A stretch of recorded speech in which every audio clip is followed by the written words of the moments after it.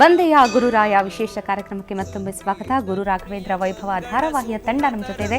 ನಮ್ಮ ಮಾತನ್ನು ಮುಂದುವರಿಸೋಣ. ಪರೀಕ್ಷಿತ್, ಈ ಒಂದು ಗುರುರಾಯರ ಪಾತ್ರ ನಿರ್ವಹಿಸಿದಿರಿ. ಬಹಳಷ್ಟು ಒಂದು ಪ್ರಿಪ್ರೇಷನ್ ಆಗಬೇಕಾಗುತ್ತೆ. ಒಂದು ಕ್ಯಾರೆಕ್ಟ್ರಲ್ಲಿ ಎಂಟ್ರಿ ಆಗಬೇಕು ಅಂತಂದರೆ ಸಾಕಷ್ಟು ಪ್ರಿಪ್ರೇಷನ್ ಮಾಡಬೇಕಾಗುತ್ತೆ. ಸೊ ನಿಮ್ಮ ತಯಾರಿ ಹೇಗಿತ್ತು? ಮೇಡಮ್, ನಾನು ಇಷ್ಟು ದೊಡ್ಡ ಪಾತ್ರ, ಇಷ್ಟು ಮಹಾತ್ಮರ ಪಾತ್ರ ಮಾಡ್ತೇನೆ ಅಂತ ನಾನು ಅಂದ್ಕೊಂಡೇ ಇರಲಿಲ್ಲ. ಫಸ್ಟು ನಾನು ಎಜುಕೇಷನ್ ಮುಗಿದಿತ್ತು. ನಾನು ನೆಕ್ಸ್ಟ್ ಏನು, ಎಲ್ಲಿ ಇಂಟರ್ವ್ಯೂಸ್ಕೋಬೇಕು, ಏನು ಕತೆ ಅಂತ ಯೋಚನೆ ಮಾಡ್ಬೇಕಾದ್ರೆ ನಮ್ಮ ಮೇಷ್ಟ್ರೊಬ್ಬರು ಫೋನ್ ಮಾಡಿದ್ರು, ರಘುನಂದನ್ ಸರ್ ಅಂತ. ಒಂದು ಪ್ರಾಜೆಕ್ಟ್ ಮಾಡ್ತಾಯಿದ್ದೀವಿ, ಬಂದು ಆಡಿಷನ್ ಕೊಡು ಅಂತ. ಸರಿ ಆಯಿತು, ಹೋದೆ. ಸುರೇಶ್ ಸರ್ ಅವಾಗ ತಿಮ್ಮಣ್ಣ ಭಟ್ರ ಪಾತ್ರದೊಂದು ಡೈಲಾಗ್ ಕೊಟ್ಟರು. ಆ ಡೈಲಾಗ್ ಎಲ್ಲ ಹೇಳಿದ್ದಾಯಿತು. ಎಲ್ಲ ಹೇಳಾದ್ಮೇಲೆ ನಿಂಗೆ ಏನೇನು ಬರುತ್ತೆ ಎಲ್ಲ ಹೇಳು ಅಂತಂದರು. ಸರಿ, ಏನೇನು ಬರುತ್ತೋ ಅದೆಲ್ಲ ಸುಮ್ಮನೆ ಬಡ ಬಡ ಬಡ ಅಂತ ಹೇಳಿದೆ. ಆ್ಯಕ್ಟಿಂಗ್ ಮಾಡಬೇಕು ಅನ್ನೋ ಸರಿ, ಮೊದಲನೇ ಸಲ ಆ್ಯಕ್ಟಿಂಗ್ ಮಾಡ್ತಿರೋದು ನಾನು. ನನಗೆ ರಂಗಭೂಮಿ ಹಿನ್ನೆಲೆ ಏನೂ ಇರಲಿಲ್ಲ ನನಗೆ. ಸರಿ ಹೇಳಿದೆ. ಸರಿ ಎಲ್ಲ ಆಯಿತು. ರಾಯರ ಪಾತ್ರಕ್ಕೆ ಒಂದು ಹಂತಕ್ಕೆ ಬಂತು. ಒಂದು ಹಂತಕ್ಕೆ ಬಂದಾಗ ಎಲ್ಲ ಕಡೆಯಿಂದ ತುಂಬ ಪ್ರಶ್ನೆಗಳು ಬಂದಿತ್ತು.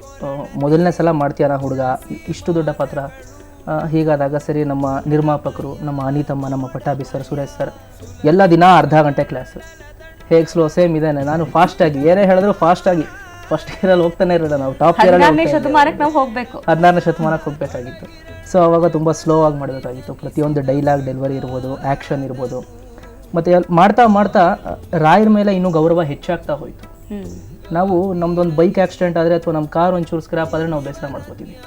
ಅಂಥದ್ರಲ್ಲಿ ರಾಯರು ಎಲ್ಲ ಕಳ್ಕೊಳ್ತಾನೆ ಪಡ್ಕೊಳ್ತಾ ಬಂದ್ವಿ. ಎಷ್ಟೊಂದು ಕಷ್ಟಗಳನ್ನು ಅನುಭವಿಸ್ತಾರೆ. ಫಸ್ಟು ಅವರ ತಂದೆನ ಕಳ್ಕೊತಾರೆ, ತಾಯಿನ ಕಳ್ಕೊತಾರೆ. ಅವ್ರ ಹತ್ರ ಇದ್ದಿದ್ದು ವಿದ್ಯಾರ್ಥಿಗಳು ಹೊರಟೋಗ್ತಾರೆ ಅವ್ರನ್ನ ಬಿಟ್ಟು. ಒಂದಿನ ಅವ್ರ ಜೊತೆ ಇದ್ದಿದ್ದು ಬ್ರಾಹ್ಮಣ ದಂಪತಿಗಳು ಹೊರಟೋಗ್ತಾರೆ. ಇನ್ನೇನಪ್ಪ ಎಲ್ಲ ಸೆಟ್ಲ್ ಆಯಿತು, ಕುಂಭಕೋಣಕ್ಕೆ ಹೋಗಿ ಅಂತ ಹೇಳೋ ಮಟ್ಟಕ್ಕೆ ಗುರುಗಳು ಸನ್ಯಾಸಿ ಆಗು ಅಂತ ಹೇಳ್ತಾರೆ. ಸನ್ಯಾಸಿ ಆದಮೇಲೆ ಇಡೀ ಕುಟುಂಬನೇ ಬಿಟ್ಟು ವಸುದೇವ ಕುಟುಂಬಕಂ ಅಂತ ಇಡೀ ಪ್ರಪಂಚನೇ ನನ್ನ, ವಿಶ್ವನೇ ನನ್ನ ಕುಟುಂಬ ಅಂತ ಹೇಳಿ ಬದುಕುವಂಥ ವ್ಯಕ್ತಿತ್ವ ಅವ್ರದ್ದು. ಈಗ ಅದ ಕೊನೆಗೊಂದಿನ ಎಲ್ಲ ಆಯ್ತಪ್ಪ, ಇನ್ನು ಗುರುಗಳು, ನಾನು ಗುರುಗಳೇ ಇವಾಗ ತಂದೆ ತಾಯಿ ಎಲ್ಲ ಅವ್ರ ಜೊತೆ ಪರ್ಯಟನೆ ಮಾಡಬೇಕು ಅನ್ನೋದಿನ ಆನೆಗೊಂದಿನ ಅವರು ಕೂಡ ವೃಂದಾವನಸ್ಥರಾಗ್ತಾರೆ. ಆ ನಂತರ 50 ವರ್ಷ ಅವರು ಸನ್ಯಾಸಿ ಆಗಿರ್ತಾರೆ. ಏನು 28 ವರ್ಷ ಈ ಸಾಂಸಾರಿಕ ಬಂಧನಗಳಿಂದ ಮುಕ್ತಿಯನ್ನು ಹೊಂದಿ 50 ವರ್ಷ ಸನ್ಯಾಸಿ ಆಗಿರ್ತಾರೆ. ಇಷ್ಟು ಜನರನ್ನು ಬಿಟ್ಟು ಏಕಾಂಗಿಯಾಗಿ 50 ವರ್ಷ ತನ್ನ ಭಕ್ತರ ಸೇವೆಯನ್ನು ತಗೊಳ್ತಾ ಅವ್ರಿಗೆ ಅನುಗ್ರಹವನ್ನು ಮಾಡ್ತಾ ಬದುಕ್ತಾರೆ. ನಾವು ಒಂದು ಪಾತ್ರವಾಗೇನೆ ಒಂದು ಫ್ರೆಂಡ್ಶಿಪ್, ನಾನು ಮೊನ್ನೆ ಹರ್ಷಾಜಿಗೆ ಹೇಳ್ತಾ ಇದ್ದೆ, ನಿಮ್ಮ ಪಾತ್ರ ಮುಗಿದೋಯ್ತು ಮತ್ತೆ ಬೇಸರ ಆಗ್ತಿದೆ ಅಂತ. ಒಂದು ಪಾತ್ರಧಾರಿಯಾಗೆ ನಾನೊಂದು ಸ್ನೇಹಕ್ಕೇನೆ ಅವ್ರು ಹೋಗ್ತಾ ಇದ್ದಾರೆ ಅಂತ ಬೇಸರ ಮಾಡ್ಕೊಳ್ಳೋದಾರೆ. ರಾಯರ ಆ ಕಾಲದಲ್ಲಿ ವಾಸ್ತವವಾಗಿದ್ದರು. ಅವ್ರು ನಿಜವಾಗ್ಲೂ ಅವ್ರ ಹೆಂಡತಿ, ಗುರುಗಳು ಎಲ್ಲರೂ ಕಳ್ಕೊತಾ ಬಂದರು. ಅವ್ರ ಮನಸ್ಥಿತಿ ಹೇಗಿರಬೇಡ, ಅವ್ರ ಮನಸ್ಥಿತಿ ಎಷ್ಟು ವಿಶಾಲವಾಗಿರಬೇಡ. ಆ ಒಂದು ಸ್ಥಾನದಲ್ಲೇ ನಿಂತ್ಕೊಂಡು ನೀವೀಗ ಯೋಚನೆ ಮಾಡಬೇಕು. ಯೋಚನೆ ಮಾಡೋಕ್ಕೆ ನನಗೆ ತುಂಬ ಸಹಕಾರಿಯಾಗಿದ್ದು ನಮ್ಮ ಅನಿತಮ್ಮ, ಪಟ್ಟಾಭಿ ಸರು, ಸುರೇಶ್ ಸರು, ನಮ್ಮ ಸಂಚಿಕೆ ನಿರ್ದೇಶಕರು ಆದರ್ಶ ಹೆಗಡೆ, ಅವರೆಲ್ಲ ಒಂದು ಪ್ರತಿಯೊಂದು ಫ್ರೇಮಲ್ಲೂ ಹೀಗಿರುತ್ತೆ ಮನಸ್ಥಿತಿ. ಒಂದು ವೇಳೆ ನಿನಗೆ ಆ ಥರ ಆಗ್ಬಿಟ್ರೆ ನೀನು ಯಾವ ರೀತಿ ರಿಯಾಕ್ಟ್ ಮಾಡಬಹುದು. ನಾನಾಗಿದ್ದರೆ ರಿಯಾಕ್ಟ್ ಮಾಡ್ತಿರ್ಲಿಲ್ಲ, ಬಾವಿಗೆ ಹಾರ್ಬಿಡ್ತಿದ್ದೆ ನನಗೆ. ಬಟ್ ನಾನು ರಾಯರಾಗಿ ರಿಯಾಕ್ಟ್ ಮಾಡಬೇಕಲ್ಲಿ. ಸೊ ರಾಯರಾಗಿ ರಿಯಾಕ್ಟ್ ಮಾಡ್ಬೇಕಾದ್ರೆ ಸ್ವಲ್ಪ ವಿಶಾಲ ಮನೋಭಾವದಿಂದ ಯೋಚನೆ ಮಾಡಬೇಕು. ನನ್ನ ವಯಸ್ಸಿಗೆ ಮೀರಿದ ಪಾತ್ರ, ಎಲ್ಲ ಹಿರಿಯರ ಸಪೋರ್ಟಿಂದ ಇವತ್ತು ಆ ಪಾತ್ರವನ್ನು ತೂಗಿಸ್ಕೊಂಡು ಹೋಗ್ತೀನಿ. ಓಕೆ, ಅನುತ್ನ, ಇನ್ನು ನೀವು 9ನೇ ತರಗತಿ ಈಗ ಓದ್ತಾ ಇದ್ದೀರಿ. ಮನೆಯಲ್ಲಿ ಇಂಥ ಒಂದು ಪಾತ್ರ, ಪ್ರಬುದ್ಧತೆಯ ಪಾತ್ರ ನಿರ್ವಹಿಸಬೇಕು ಅಂತಂದಾಗ ನಿಮ್ಗೇನು ಅನ್ನಿಸ್ತು? ಮನೆಯವರು ಹೇಗೆ ಏನಂದ್ರೆ ಇದಕ್ಕೆ ಯಾವ ರೀತಿ ರಿಯಾಕ್ಷನ್ ಇತ್ತು? ನಾನು ಶಾಲೆಗೆ ಹೋಗ್ತಿರ್ಬೇಕಾದ್ರೆ ಒಂದಿನ ನಾನು ಮೊದಲನೇ ಧಾರಾವಾಹಿ ಮಾಡಿದೆ. ಸುರೇಶ್ ಸರ್ ಫೋನ್ ಮಾಡಿ ಕರೆದ್ರು ಬರಬೇಕು ಅಂತ. ಬೆಂಗಳೂರಿಗೆ ಬಂದ್ವಿ, ಸ್ಕ್ರೀನ್ ಟೆಸ್ಟ್ ಮಾಡಿದೆ, ಮನೆಗೆ ಹೋದೆ. ಒಂದು 5 ದಿನ ಬಿಟ್ಟು ಫೋನ್ ಮಾಡಿದ್ರು, ಹೀಗೆ ಗುರು ರಾಘವೇಂದ್ರ ಧಾರಾವಾಹಿಲಿ ಪಾತ್ರ ಮಾಡಬೇಕು ಅಂತ. ನನಗೆ ನಾನು ಮಾಡ್ತೀನೋ ಇಲ್ಲೋ ಗೊತ್ತಿರಲಿಲ್ಲ. ನನ್ನ ಅಪ್ಪ ಅಮ್ಮ ಅಂದರು, ನೀನು ಮಾಡ್ತೀಯಾ? ನನ್ನ ಮನೇಲಂದರು, ನೀನು ಮಾಡೋಕ್ಕಾಗತ್ತೆ, ನಿನ್ನಲ್ಲಿ ಆ ಧೈರ್ಯ ಇದೆ ಅಂತ. ಆಯಿತು, ಇಲ್ಲಿ ಬಂದೆ. ಮೊದಲು ಮಾಡಿದೆ. ನಾನು ಈ ಥರ ಧಾರಾವಾಹಿನ ಮಾಡಿರಲಿಲ್ಲ ಮುಂಚೆ. ನನಗೆ ನಾನೇನಾದರೂ ಸಣ್ಣ ಪುಟ್ಟ ತಪ್ಪು ಮಾಡಿದರೆ ಅದನ್ನು ಸುರೇಶ್ ಸರು ಹಾಗೆ ಆದರ್ಶ್ ಸರು ಎಲ್ಲರೂ ತಿದ್ತಾ ಬಂದರು. ನನಗೆ ಮುಂದೆ ಮಾಡ್ತೀನೋ ಇಲ್ಲೋ ಗೊತ್ತಿರಲಿಲ್ಲ. ಸುರೇಶ್ ಸರು ನನ್ನ ಮೇಲೆ ನಂಬಿಕೆ ಇಟ್ಟು ಮುಂದೆ ನೀನು ಮಾಡೋಕ್ಕಾಗತ್ತೆ, ನಾನು ಮಾಡಿಸ್ತೀನಿ ಅಂತ ಮಾಡಿದರು. ಹಾಗಾಗಿ ಈ ಪಾತ್ರನ ನಾನು ಮಾಡಿದ್ದೀನಿ ಅನ್ನೋದಕ್ಕಿಂತ ನನ್ನ ಕೈಲಿ ಅವ್ರು ಮಾಡಿಸಿದ್ದಾರೆ ಅಂದರೆ ಸರಿಯಾಗತ್ತೆ. ಹಾಗೆ ಪಾತ್ರ ಮಾಡ್ತಾ ಬಂದಿದ್ದೀನಿ. ಈಗ ಪಾತ್ರನೂ ಮುಗಿತಾ ಬರ್ತಾಯಿದೆ. ಓಕೆ ಸುರೇಶ್ ಅವರೇ, ಎಲ್ಲದಕ್ಕೂ ಮುಖ್ಯವಾಗಿರೋದಂದ್ರೆ ಕಲಾವಿದರ ಆಯ್ಕೆ.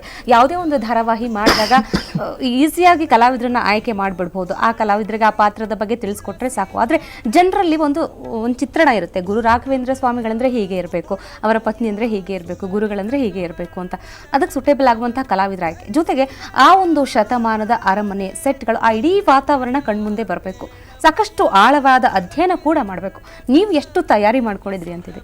ಇಲ್ಲ, ನಾನು ಸಂಪೂರ್ಣವಾಗಿ ಆ ಕಾಲಘಟ್ಟವನ್ನೇ ತೆರೆಯ ಮೇಲೆ ತಂದು ನಿಲ್ಲಿಸಬೇಕು ಅಂತ ಹೇಳೋದು ನನಗೆ ಮೊದಲಿಂದನೂ ಉದ್ದೇಶ ಇತ್ತು. ಯಾವಾಗ ನಮಗೆ ಪಟ್ಟಾಭಿ ಸರ್ ನೀವು ಮಾಡಬೇಕು, ನೀನೇ ಮಾಡೋದಂದ್ರು, ಆವಾಗ ಅದಕ್ಕೆ ಸಂಬಂಧಪಟ್ಟ ಇತಿಹಾಸ ಮತ್ತು ಪುರಾಣಕ್ಕೆ ಸಂಬಂಧಪಟ್ಟಂಥ ಎಲ್ಲ ಹಲವು ಪುಸ್ತಕಗಳನ್ನು ನಾನು ರೆಫರ್ ಮಾಡಿದೆ. ನನ್ನ ಜೊತೆಗೆ ಶಂಕರ್ ಶಾನ್ಭಾಗ್ ಅಂತ ಅವರು ಸಂಶೋಧನೆಯಲ್ಲಿ ನನಗೆ ಸಹಾಯ ಮಾಡಿದರು, ಸಂಭಾಷಣೆಗೆ ಸಹಾಯ ಮಾಡ್ತಾಯಿದ್ರು. ಆವಾಗ ಆ ಕಾಲಘಟ್ಟದ ಎಲ್ಲ ಒಂದು ಇತಿಹಾಸಗಳನ್ನು ತೆಗೆದು ನೋಡಿದಾಗ ನನಗೆ ಗುರು ರಾಘವೇಂದ್ರರ ಬಗ್ಗೆ ಕಲಿಯುಗದ ಕಲ್ಪತರು ಒಂದು ರಾಘವೇಂದ್ರ ವಿಜಯ ಒಂದು ಅಥೆಂಟಿಕ್ ಆಗಿ ನಮಗೆ ಮಠಕ್ಕೆ ಸಂಬಂಧಪಟ್ಟಂಗೆ ನಂಗೆ ಸಿಕ್ಕಿರೋದು ಅದು ಸಿಕ್ತು.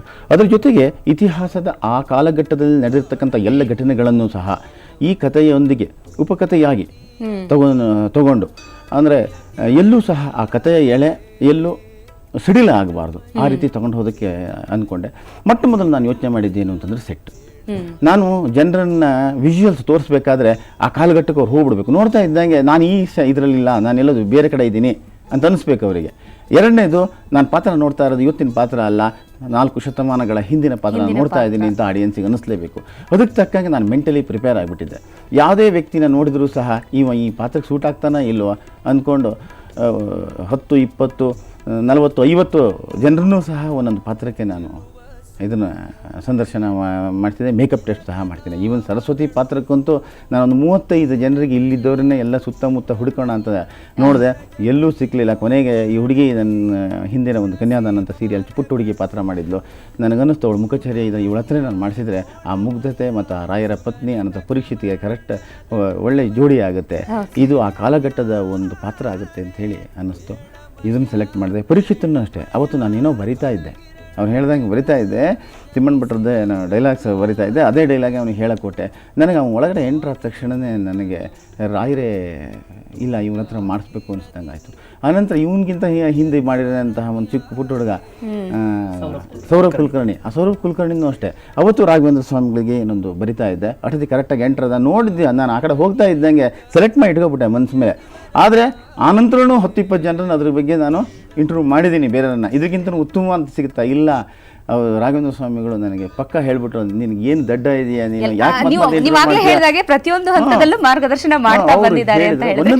ಜೊತೆಗೆ ನಿಮ್ಮ ಧಾರಾವಾಹಿ ಸಾಕಷ್ಟು ಅಪಾರ ಜನಮೆಚ್ಚುಗೆ ಕಳಿಸಿರುವಂಥದ್ದು. ಕಾರ್ಯಕ್ರಮ ನೋಡ್ತಾ ಇರುವಂತಹ ಸಾಕಷ್ಟು ವೀಕ್ಷಕರು ಕರೆ ಮಾಡ್ತಿದ್ರೆ ಮೊದಲು ಮಾತಾಡೋಣ. ಬೆಂಗಳೂರಿಂದ ಪುಷ್ಪಾಬಾಯಿ ಕರೆ ಮಾಡಿದ್ದಾರೆ. ಪುಷ್ಪಾಬಾಯಿ ಮಾತಾಡಿ, ಏನ್ ಹೇಳ್ತೀರಿ? ಹಲೋ, ನಮಸ್ಕಾರ. ನಮಸ್ತೆ ಪುಷ್ಪಾಬಾಯಿ ಅವರೇ, ಮಾತಾಡಿ. ನಮ್ಗೆ ರಾಯರ್ದು ಬಹಳ ಇಷ್ಟ ಆಗಿದೆ. ವೆಂಕಟೇಶ್ವರ ಬಹಳ ರಾಯರ ಆದ್ದು ಬಹಳ ಸಂತೋಷ ಆಗಿತ್ತು. ಸರಸ್ವತಿದು ಬಹಳ ಮೆಚ್ಚಿಗೆ ಆಗಿದೆ. ನಾವೆಲ್ಲ ರಾಯರ ಭಕ್ತರು. ಗುರುವಾರಕ್ಕೊಮ್ಮೆ ಭಜನೆ ಮಾಡ್ತೀವಿ. ನಮ್ಗೆ ರಾಯರು ಸಣ್ಣವರಿದ್ದಾಗ ನಮಗೆ ಮುದ್ರೆ ಹಾಕಿತ್ತು. ರಾಯರ ಇದರಿಂದ ಬಹಳ ನಮ್ಗೆ ರಾಯರ್ ನಡ್ಕೊಂಡ್ಬಂದು ನಮ್ಗೆ ಯಾವಾಗ್ಲೂ ವರ್ಷಕ್ಕೊಮ್ಮೆ ನಾವು ರಾಯರ ಮಂತ್ರಾಲಯಕ್ಕೆ ಹೋಗ್ತಾ ಇದ್ವು. ಮತ್ತೆ ಇದ್ರ ಮೇಲೆ ಇನ್ನೇನು ಬಹಳ ಅದೇ ಮುಂದ್ವರಿಲಿ ರಾಯರ್ದಂತ ಹೇಳಿ ನಾವು ದೇವರಲ್ಲಿ ಬೇಡ್ಕೊತಾ ಇದ್ದೀವಿ ಅಷ್ಟೇ. ಮತ್ತಿನ್ನೇನು ಮುಂದಿನ ರಾಯರ್ದೆಲ್ಲ ನಾವು ನೋಡ್ತಾ ಇದ್ದೀವಿ. ಥ್ಯಾಂಕ್ ಯು ತಾಯಿ, ಥ್ಯಾಂಕ್ ಯು. ನಿಮ್ಮ ಅಭಿಮಾನ ಹೀಗೆ ಇರಲಿ. ನಿಮ್ಮ ನಂಬಿಕೆಯನ್ನು ನಾವು ನಮ್ಮ ಇಡೀ ತಂಡ ಉಳಿಸ್ಕೊಂಡು ಹೋಗ್ತೀವಿ. ಯಾಕಾಗಲ್ರಿ, ನಮಗೂ ಅದೇ ಬಹಳ ಇಷ್ಟ ಆಗ್ಯದ ರಾಯರ್ದು, ಬಹಳ ಸಂತೋಷ ಆಗ್ಯದ ರಾಯರ್. ಓಕೆ, ಧನ್ಯವಾದ ಕರೆ ಮಾಡಿದ್ದಕ್ಕಾಗಿ. ಪಟ್ಟಾಭಿರಾಮ್ ಅವರೇನು ನೋಡೋದಕ್ಕೆ ಬಹಳ ಸರಳವಾಗಿ ಅನಿಸುತ್ತೆ. ಅದು ಸಿಂಪಲ್ ಆದ ಉಡುಪು, ಬಹಳ ಕಡಿಮೆ ಮೇಕಪ್ಪು. ಆದರೆ ಆ ಒಂದು ಅರಮನೆ, ಆ ಒಂದು ಸೆಟ್ಗಳನ್ನು ತರಬೇಕಾದ್ರೆ ಸಾಕಷ್ಟು ವೆಚ್ಚ ಮಾಡಬೇಕು.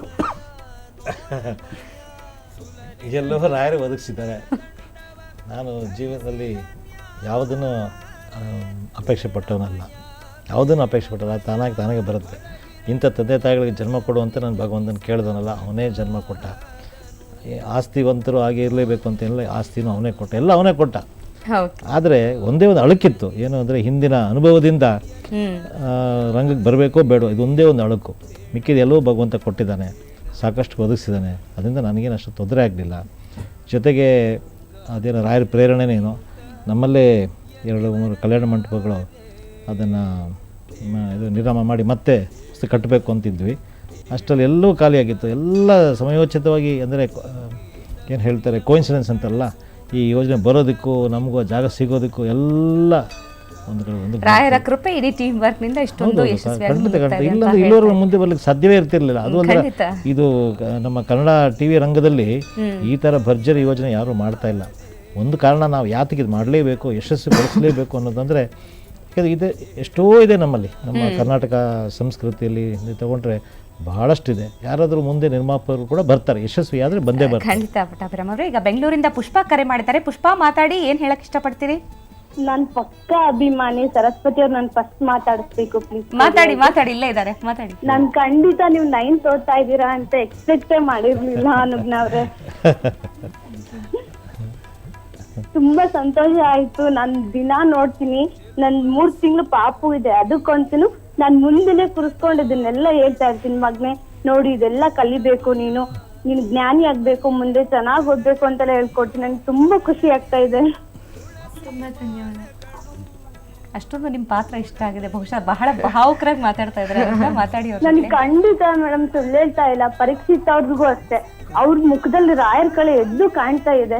ನಾವ್ ಫ್ಯಾಮಿಲಿ ಫುಲ್ ಕೂತ್ ನೋಡ್ತೀವಿ ಇದನ್ನ. Thank you madam, thank you very much. Okay, thank you Pushpa ಭಾರಿ ಕರೆ ಸಂತೋಷ. ನಮ್ಮ ಮಾಡಿದ್ದಕ್ಕೆ. ಉದ್ದೇಶನೂ ಅದೇ ಅಲ್ವೇ? ಹೌದು, ಎಲ್ಲ ಪ್ರತಿಯೊಬ್ಬರು ಕುಟುಂಬದವರು ಇಷ್ಟು ದಿವಸ ಕ್ರೈಮ್ ಸ್ಟೋರಿಗಳು ಅದೆಲ್ಲ ನೋಡಿಬಿಟ್ಟು ಕೊಲೆ ಸುಲಿಗೆ ನೋಡಿ ಮಲಗೋ ಬದಲು ರಾಘವೇಂದ್ರ ವೈಭವ ನೋಡಿ, ರಾಘವೇಂದ್ರ ನೀನೇ ತಂದೆ ಕಾಪಾಡಪ್ಪ ಅಂತೇಳಿ ನೆಮ್ಮದಿಯಾಗಿ ಮಲಗೋ ಥರ ಆಗಿದೆ ಎಲ್ಲರಿಗೂ. ಓಕೆ, ನಿಮ್ಮೆಲ್ಲ ಜೊತೆ ಮತ್ತಷ್ಟು ಮಾತಾಡ್ತೀನಿ ವೀಕ್ಷಕರೇ. ಅದಕ್ಕೂ ಮೊದಲು ಒಂದು ಸಣ್ಣ ವಿರಾಮ.